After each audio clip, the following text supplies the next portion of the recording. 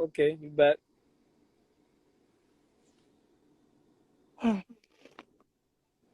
Yeah, you here. So when how you made money, the difference between making money with work and making money with selling drugs. Look at me right now. Look, right.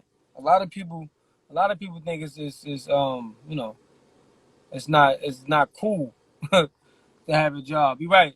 It ain't cool. It's the right thing to do though.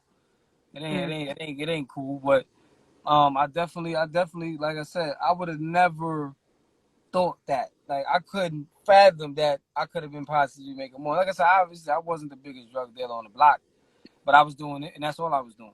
So hmm you know what I'm saying. And like I said, it counts when at the end of the day you can actually reap the benefits from hard work and you can enjoy it. So I think that right there is a secret that's worth more than money, because at the end of the day you could run it up, my nigga, but you're not gonna enjoy it.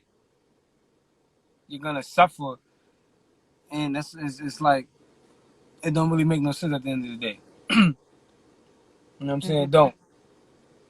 So earlier I heard you on live with someone else, and you guys were talking about Scared Straight, right? Like the show where they put the teens who misbehave and beat on their parents, put them in front of jailmates.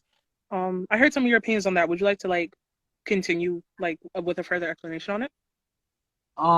See, I'm not really with the scared straight shit. I thought that maybe if like at a young age, if you taught children like the law a little bit, like like the basic areas around the law, and you not only told them about prison, you showed them how people live, not just inmates being rowdy, because that shit is not real. Like when you first walk into a jail, all that banging and shit and all that, you don't see none of that. You go in there, it's quiet.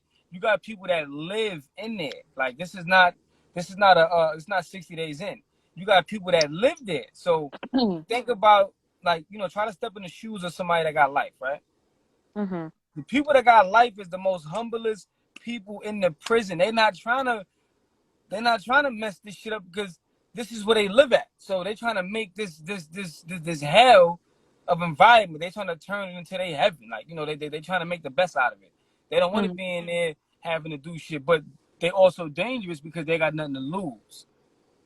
So at the like, that scared straight shit, it never worked, because you it's like yelling at a child all day and not explaining to him why you yelling at him. When you just yelling, the child is not gonna understand the point you're trying to get across. If you yell at somebody, you use it to add vividness to what you want to say, but then again you break it down in a more calm sense. You let the niggas know. So that scared straight shit is whack. Like I just wish, what I'm saying, I could talk to some people and like the younger age, and let them know like boy, that shit is whack.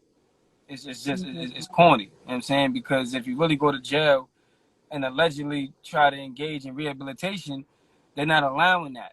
And when I say they, I'm talking about prison administrators and correctional officers and everybody that's associated with the whole institution.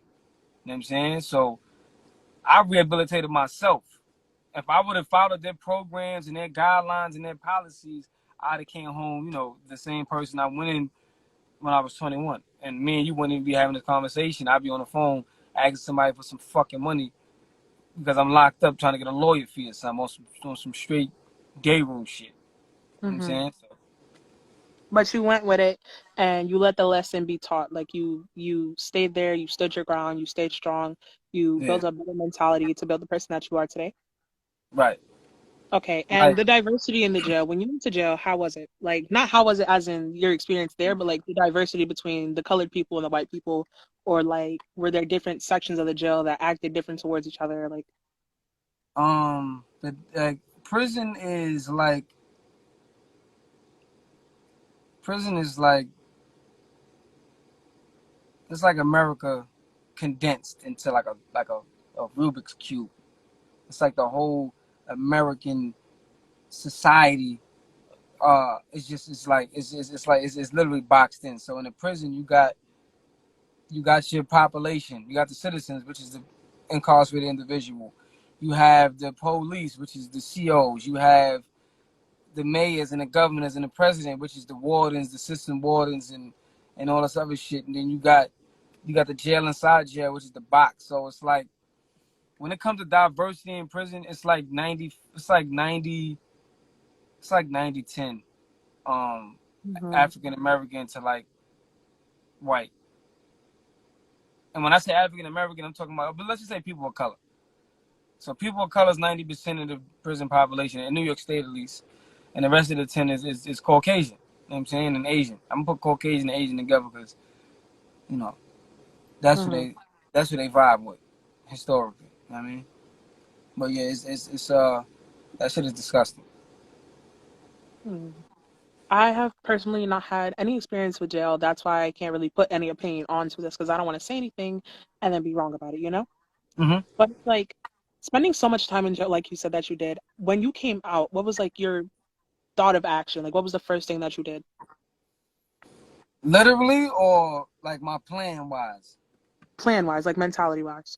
Okay, so um I had my plan written down 4 years ago, right? I had my plan written down 4 years ago, and it was in books. So basically, I was like, the first day I get out, I'm going to get my son, right? I'm Mm-hmm. gonna get my son. I ain't seen him in a long time, and after that, it's off to the races. So I knew I was going to do one thing for a fact, and I was seek employment.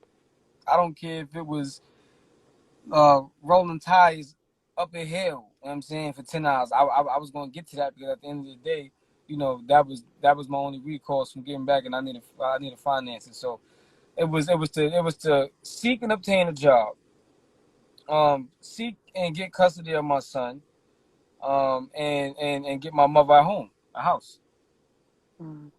Making music wasn't on my plate yet. Mm. But that's what you do now. Yeah, yeah. Okay. Because my goals, I chopped them down, and it's like it amazes me when I go in my room. Like, look, this notebook right here came from a jail. You see what they say on the front of it? Mm-hmm. Felony fund. I walked out the jail with this book right here. This is a rhyme book though. I walked out of jail with that, and I carry with me every day because I try to make sure that you know I keep the same energy. And I ain't gonna lie, like I usually don't pat myself on the back, but sometimes I like lately I've been doing it because I really sit back and I think like, wow, like yo, you really did that. Odds is against you, and I'm doing it effortlessly. Like it's because it's something that you want to do. You understand? Mm-hmm. I feel like self-embracement, self-empowerment, patting yourself on the back like every once in a while, it's good for you because if you just continuously keep doing good, or like keep patting yourself on the back constantly, you get cocky with it, you know? And then Right, when something falls or slips up or just crashes down, you blame yourself a little too much instead of right, telling myself like you've been doing good all this time, like get back up, like dust it off, do it again, you know? right. I'm a very modest person, so I find it hard for me to do that, and like I always shift credit to the next person because I really don't. I don't live off like I don't strive off of you know like congratulations and all. Like I'm a I'm an action type of person. I just like to do it, and I'm not doing it for you to clap for me. I'm doing it for its purpose. Like, you know what I'm saying, because it's the right thing to do. Like I was on the phone with somebody. I'm not gonna name drop when I was incarcerated, and I'm like, yo, get your shit together. Like, you know what I'm saying, you out there do that and the third. And his response to me was like, yo, give me some credit. I stopped doing this for 2 days. So I'm like, give you some fucking credit. I said, Mm-hmm. motherfucker. I said, yo, look. I said, look, you don't get rewarded for doing what you're supposed to do, nigga. You know what I'm saying? You get rewarded for doing the right thing, period. And it flowed like that. At the time when I said it, I didn't even know what the fuck that meant on the breakdown. It just made sense to me that you don't get credit for doing what you're supposed to do. That's like I don't clap because I take care of my son. For what? I'm supposed to do that. See what I'm trying to say? Mm-hmm. Like I don't get props. I don't want props. You don't get props for doing shit that you're supposed to do. Do the right thing. You know what I'm saying? Just do the right thing. Keep doing the right thing.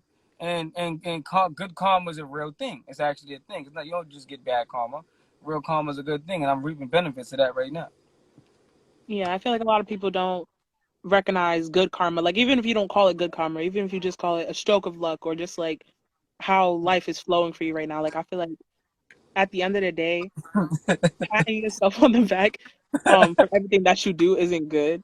But Right. also if no one else doing it for you, do it for yourself. And Right. you're so right by saying like don't do it for claps, do it for yourself. Like be selfless with it, right?